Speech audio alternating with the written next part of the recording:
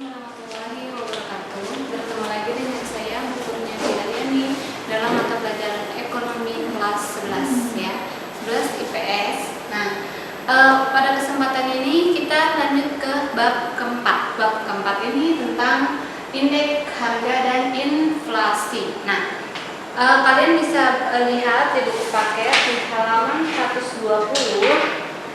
Di sini pengertian dari indeks harga. Indeks harga adalah perbandingan harga rata-rata pada tahun yang dicari ya, pada tahun dasar ya, pada tahun dasar. Jadi rata-rata perubahan harga yang dicari pada tahun dasar ya, namanya indeks harga. Jadi indeks itu perubahan harga rata-rata. Nah, contohnya gini. Tahun 2018 harga beras 1 liternya 10.000 ya. Tahun 2019 harga per liternya jadi 11.000.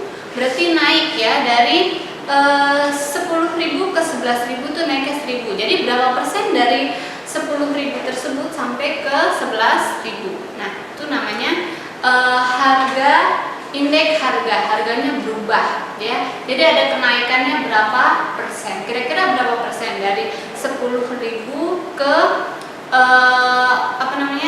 ke 11.000? Kurang lebih ada 10% ya, seperti itu. Nah, selanjutnya ada tujuan pengertian indeks harga. Tujuan dari pengertian indeks harga atau tujuan indeks harga ini yang pertama, indeks harga sebagai petunjuk yang digunakan dalam mengukur kegiatan ekonomi. Ya, jadi suatu negara dapat dikatakan ada peningkatan ekonominya atau pertumbuhan ekonominya dari indeks harga. Kalau harganya semakin naik, otomatis ada pertumbuhan. Kenapa harganya semakin naik? Harga semakin naik mungkin karena gaji pegawainya tinggi, gaji pegawainya naik. Ya, contohnya gini. Jika gaji pegawai tidak naik, otomatis harga juga harus tidak naik, ya. Kalau seumpama gaji pegawai diturunkan, otomatis harga-harga harus diturunkan. Kalau harga tidak diturunkan itu nggak adil, ya. Harga naik tapi gaji turun, itu nggak mungkin. Ada juga gaji naik, harga-harga pun ikut naik. Kalau gaji turun, harga-harga pun ikut turun, ya, seperti itu. Nah, selanjutnya indeks harga juga berlaku untuk harga perdagangan besar ya. Perdagangan besar seperti ekspor, impor, perdagangan partai besar ya. Jadi partai besar seperti retail seperti pedagang besar Lotte Mart, Naga Swalayan, terus Hypermart, itu namanya retail ya, pedagang besar. Jadi penetapan harga. Jadi beda harga-harga yang di retail tersebut dengan harga yang di toko di rumah atau harga eceran ya. Gitu. Kalau yang di retail tadi pedagang besar itu harga grosir, beda sama harga eceran. Nah, selanjutnya indeks harga konsumen atau IHK. IHK di sini dapat dilihat sebagai harga-harga pada harga eceran ya, indeks harga konsumen. Selain itu ada juga indeks harga produsen ya. Indeks harga produsen atau IHP. Selanjutnya lagi ada indeks harga perdagangan besar atau IHPB ya. Nah, selanjutnya ada sebagai pedoman pembelian bagi perusahaan-perusahaan. Jadi, indeks harga ini sebagai pedoman saya mau mendirikan suatu perusahaan. Saya membuat suatu produk, saya harus tahu dulu harga bahan bakunya berapa. Gitu ya. Jadi, untuk pertimbangan atau sebagai pedoman pembelian bagi perusahaan-perusahaan yang ingin melakukan produksi. Seperti itu. Nah, selanjutnya indeks harga yang berlaku bagi petani. Jadi petani itu kan kalau menjual beras ya, itu harus tahu berapa sih pasarannya yang akan dibeli oleh pemerintah.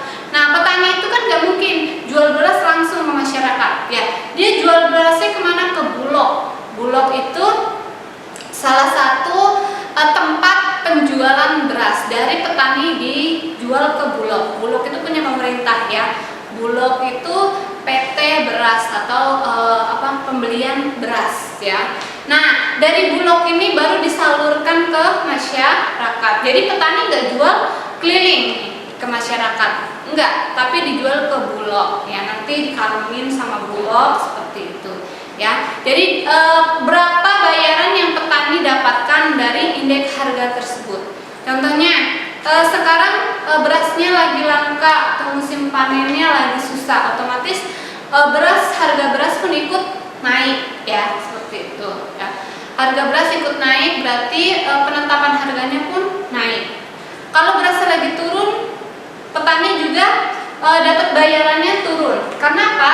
Dijual ke Bulog. Bulog itu menetapkan harga ya sesuai dengan pasaran yang ada gitu ya. Ataukah gini, kenapa harga berasnya turun? Mungkin karena banyak impor beras dari negara lain seperti itu. Jadi harga beras di kita itu malah murah ya. Padahal petani udah capek-capek ya nanam padi gitu ya, seperti itu. Nah, selanjutnya adalah indeks harga umumnya digunakan pedagang dalam kebijakan penetapan harga ya. Jadi indeks harga yang digunakan pedagang dalam penetapan harga ya. Nah, selanjutnya kita ke ini ya. Kita ke metode perhitungan indeks harga. Nah, metode perhitungan indeks harga ada dua. Ada metode indeks harga agregatif tidak tertimbang dan ada metode indeks harga agregatif tertimbang. Ada indeks harga agregatif tertimbang ada dua juga ya. Ada Last Payros dan ada PAISG. Nah, kita yang sederhana dulu ya. Kita indeks harga tidak tertimbang. Nah, indeks harga tidak tertimbang ini rumusnya ya. Ini rumusnya. Nah, ini rumusnya ya. N0 N adalah yang dicari ya, atau angka indeks harga tahun N atas dasar tahun 0, atas tahun dasar atau tahun 0 ya. Tahun N adalah tahun yang dicari. Contohnya 2020, berarti tahun yang dicari adalah tahun 2020. Tahun dasarnya tahun berapa? 2019, berarti tahun sebelumnya ya. Nggak mungkin kita cari tahun 2021, nggak mungkin, karena 2020 aja belum berakhir ya. Jadi sebenarnya tahun 2020 pun belum bisa dicari. Kenapa? Karena belum lewat ya. Jadi yang dicari bisa tahun 2019. Berarti yang dicari tahun dasarnya adalah 2018. Ya, yang dicari 2019, tahun dasarnya 2018. Contoh, harga beras 10.000 tahun 2018. Tahun 2019 harga berasnya 12.000. Berarti naiknya berapa? Ya. Kalau tahun 2020 bisa nggak? Belum berakhir. Desember masih jauh ya, jadi belum bisa dicari. Nah, selanjutnya P0N sama dengan sigma PN dibagi dengan sigma PO. Ini sigma ya, sigma atau jumlah ya. Nah, PN adalah harga pada tahun yang dihitung tadi ya. Kita carinya tahun 2019, berarti PN harga yang dihitung. Berarti tahun dasarnya berapa? Tahun dasarnya atau PO adalah tahun 2018. Contoh, saya ambil contoh ya. Apa?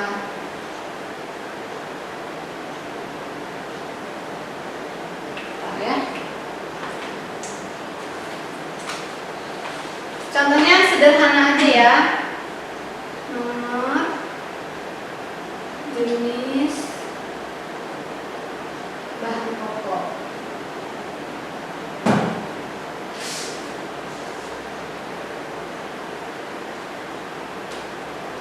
Ini tahun 2018, ini 2019 ya. 1, 2, 3. Nah, ini semua beras, minyak, gula,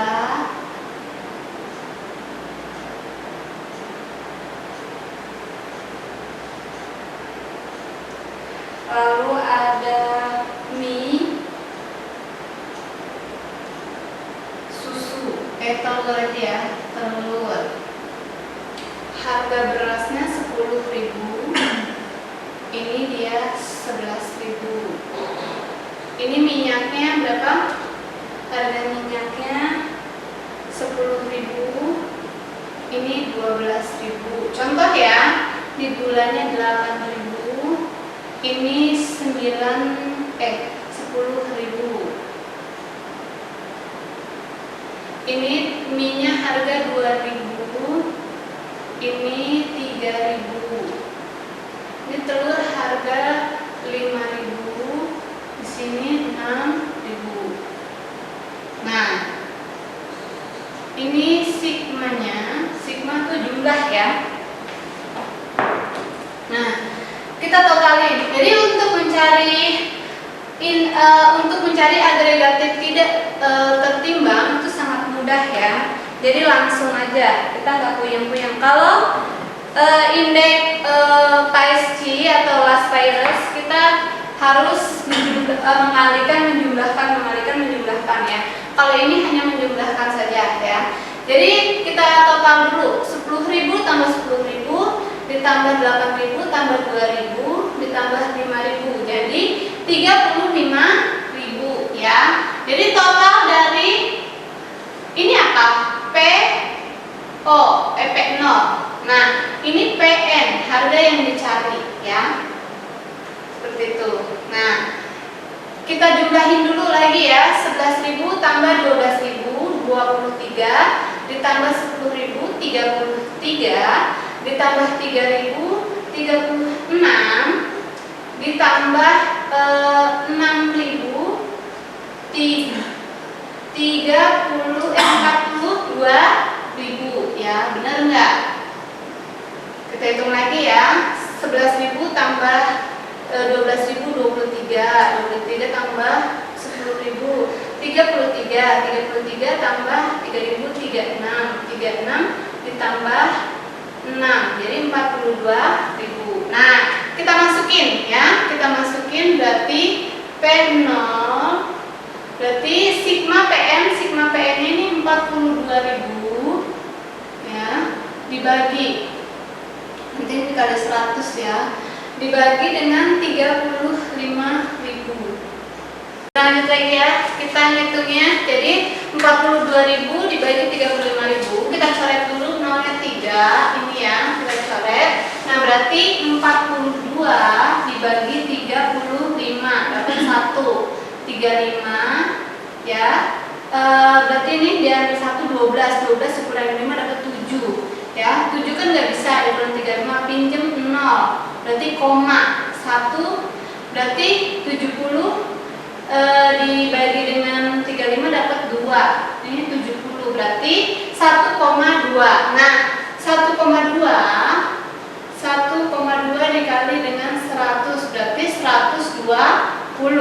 Nah, 120 berarti 120 dikurangi 100 berarti 20%. Berarti kenaikan dari 2018 ke 2019 adalah 20%. Seperti itu ya. Cara cepatnya, caranya ya? Cara cepatnya nanti kalian coba aja dari 35.000 ke 42.000 naik ke berapa persen ya. Kayak tadi contohnya tahun 2018 harga beras 10.000. Terus 2019 harga berasnya 11.000.